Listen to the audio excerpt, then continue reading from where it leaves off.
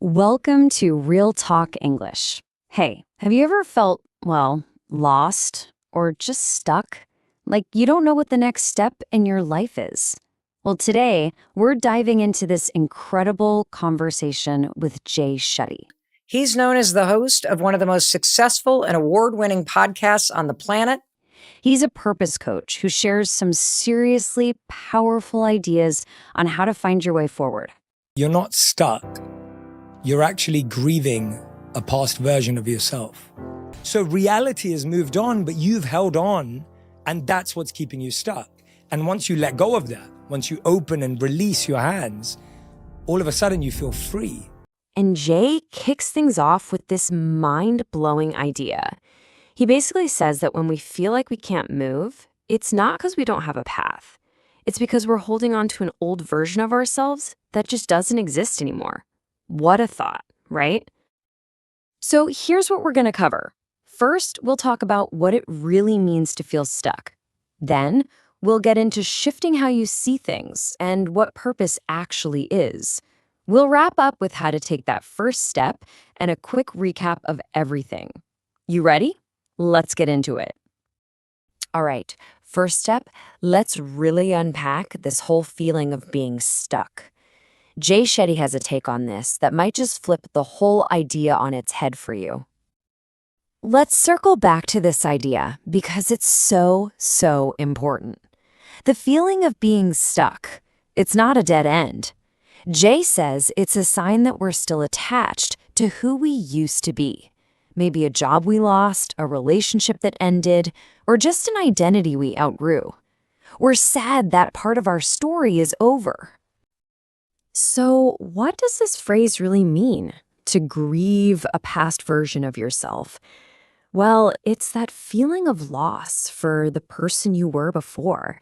It's kind of like saying goodbye to an old friend. And until you can do that, it's almost impossible to say hello to the new you.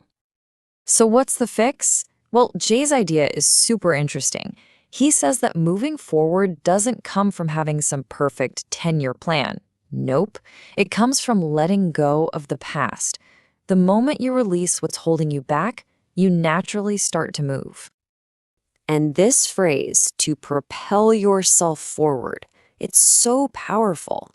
Think about the word propel. It's what a rocket does, right? It pushes forward with incredible force. So by letting go, you're basically giving yourself the rocket fuel you need to launch into your future. Okay, let's keep building on this. What if you can't just leave a situation, like a job you really don't like? Well, Jay says you can still move forward. You just have to change the way you see things. Now, this is a fantastic mindset shift. Instead of seeing a tough job as a cage, what if you saw it as a training ground? You could be learning all the skills you'll need for your next adventure right where you are now. A launch pad is where a rocket takes off. So when you call a bad situation the launch pad of my life, you're totally reframing it. You're saying, this difficult place, it's not the end. It's the starting point for my success. It's a brilliant way to take your power back. To really drive this point home, Jay tells a story about hospital cleaners.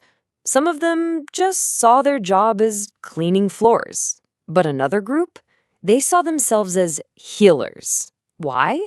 Because they believed that a clean, safe hospital was crucial for patients to heal. Same job, totally different experience.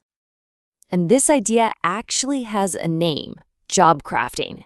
It's all about how you can reshape your own job to make it feel more meaningful. It just goes to show you, purpose isn't always about what you do. It's about how you think about what you do.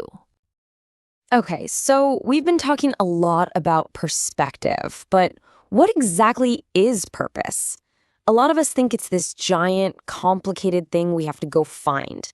But Jay Shetty's definition is so much simpler. Here's how he breaks it down.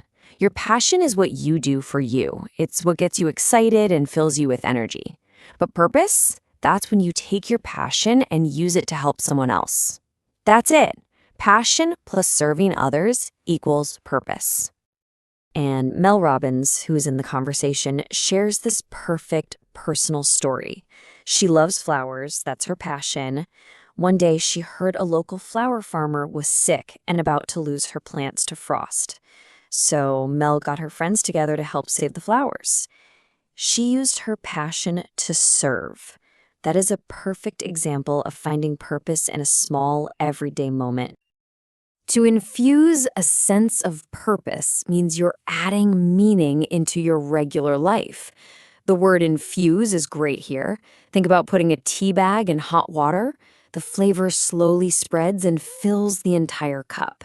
You don't need one big, grand purpose. You can have little moments of it all day long. All right, I know what you might be thinking. This all sounds amazing, but how do I actually start? That's always the hardest part, right?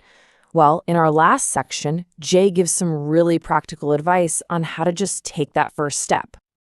So Jay lays out 5 steps to any real change. First, you learn something new, like you're doing right now.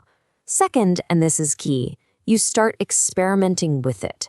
That just means trying things out, seeing what feels right for you. After that comes performing, struggling, and then finally thriving. But it all starts with that second step, experiment. And Jay offers 3 final keys to get you started. First, you don't need a meticulously planned out future. Meticulously just means every single tiny detail is planned. You don't need that. Instead, you just have to lean into that little voice inside you. To lean into something means to trust it and move toward it. And finally, pay attention to what comes effortlessly to you, the things you're naturally good at. Your purpose is often hiding right there. Wow, we have covered so many huge ideas today. So let's do a quick recap of all the key language and takeaways you can start using on your own journey. Look at this vocabulary we've built up. Think about it. Now you can use a phrase like grieving a past version of yourself to really understand what you're feeling.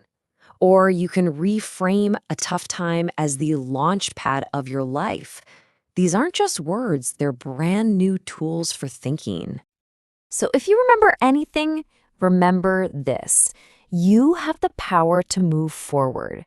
It all starts with letting go of what was, changing how you see what is, and finding small ways to serve others. You don't need the whole map. You just need the courage to take the very next step. So I'll leave you with a question inspired by all this wisdom. What is that quiet little voice inside you whispering for you to try? What's one small thing you're curious about? Because that whisper, that could be your next step. Now that you've got the key ideas and all this new vocabulary, I really hope you'll go check out the original conversation between Mel Robbins and Jay Shetty. It's the perfect way to practice your listening and take your skills even further.